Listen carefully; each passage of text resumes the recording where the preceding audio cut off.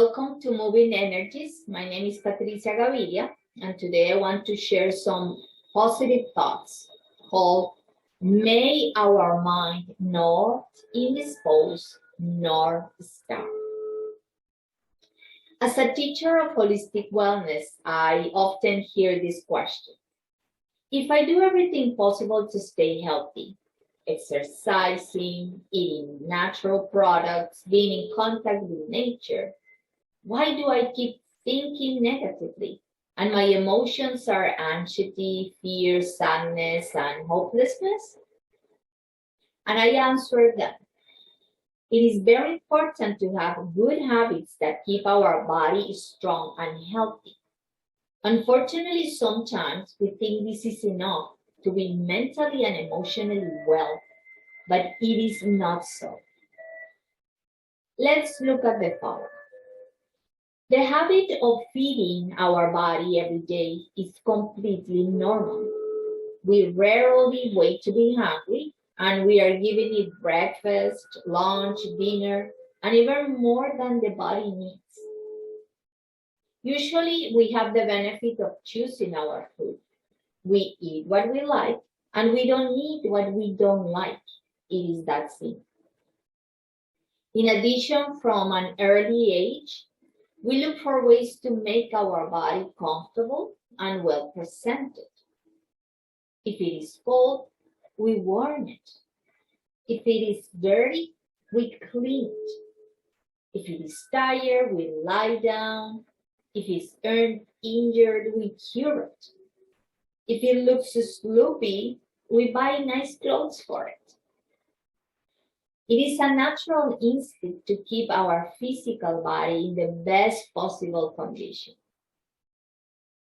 In contrast, we think our mind shouldn't be fed up properly every day, and we expose ourselves to the garbage that the outside produces for our intellect. We are vulnerable to the mass media dedicated to promoting the upsetting aspects of society. We overexplore social media, which doesn't differentiate between constructive and destructive information. We are bombarded by violent and obscene audio visuals, which show the lowest and darkest face of humanity. In addition, we often have to interact with confused and frustrated people who consciously or unconsciously affect us with their aggressive behaviors. And what does this mean? That our mind eats garbage most of the time. It constantly becomes indisposed with the decomposed products that we allow it to digest. That we don't discriminate against what we read, see, or hear.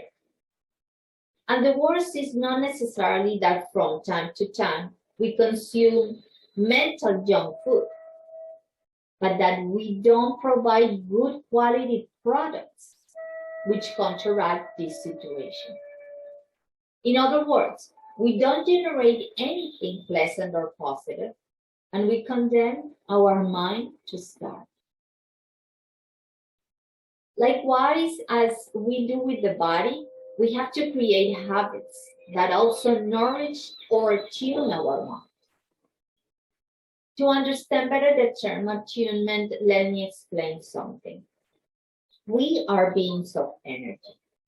Literally, we are an electrical energy system, and at the same time generates a magnetic field around the body, which many call aura.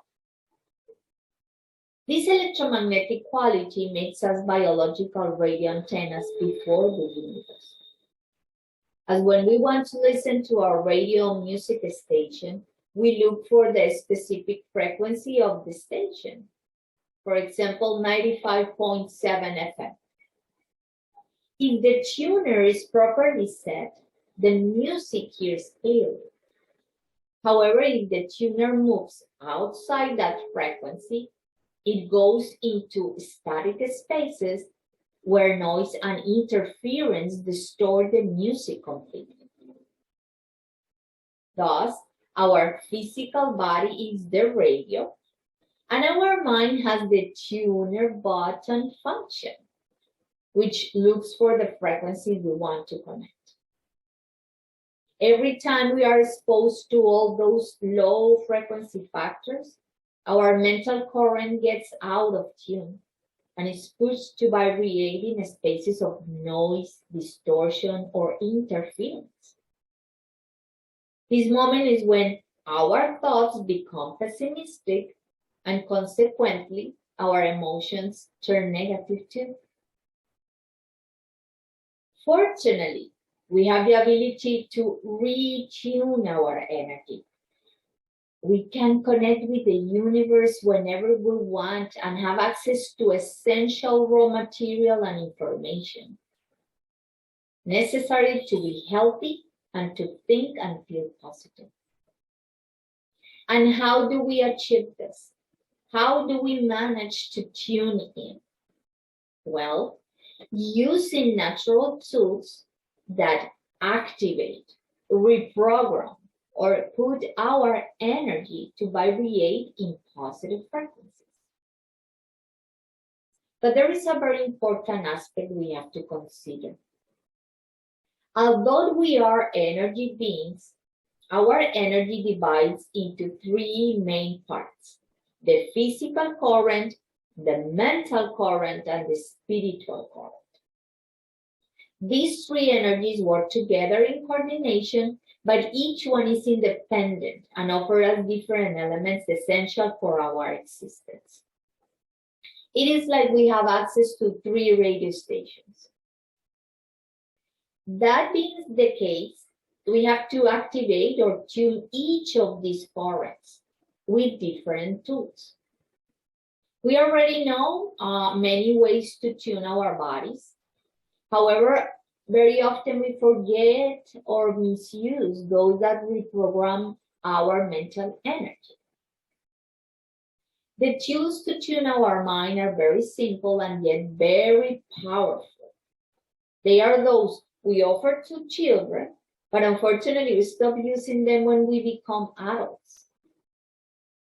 Any process that requires the use of logic and concentration, such as painting or drawing, building or assembling toys such as Lego, making crafts, putting together puzzles, sculpting, sewing, knitting, reciting poetry or tongue twisters, writing, reading, playing memory or board games, and everything involving mathematics and numbers. Another great tool is to play any musical instrument because it stimulates concentration and coordination. And if it is complemented with singing and dancing, we activate body and mind simultaneously. But today I cannot pass naming which, in my opinion, is the most effective technique to accustom our mind to vibrating positive. And let me repeat, accustom our mind to vibrating positive. And by effect, experience positive emotions, although we have difficult circumstances around. This tool is radio meditation. There are many ways to meditate and most are beneficial, but radio meditation was the one that definitely changed my life many years ago. It is a very easy practice because instead of placing our mind in blank, we generate mental vibrations of those things we want to experience in life. If you would like more information about radio meditation, please look for the link in the description area.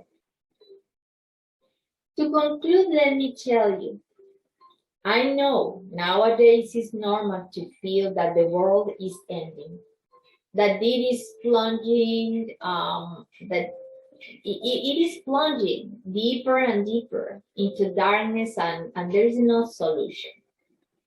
However, if we take care of our mind, as the most precious thing of our being. Using and combining the tools already mentioned, we will see that the universe always sends the necessary material to sustain us mentally and emotionally. If we take care of our intellect, we will gain a clear perspective of who we are and what we must do to survive life in the best way possible. Let's maintain good habits to keep our bodies healthy. But additionally, let's look for other practices which allow that when our mind is hungry, it can be nourished. When it's pessimistic, it can be euphoric again. When it's blocked, it becomes creative. When it brings us distressing emotions, it can return us to calm. And when it's fading, it gains strength to stay alive. Without forgetting, this can be achieved only by those who clear their mind and allow the connection with essential material offered by the universe and God's wisdom, which speaks within us, guiding our beautiful path for existence. This can be achieved only by those who stop eating garbage and prevent our mind from feeling indisposed or starving. Thank you.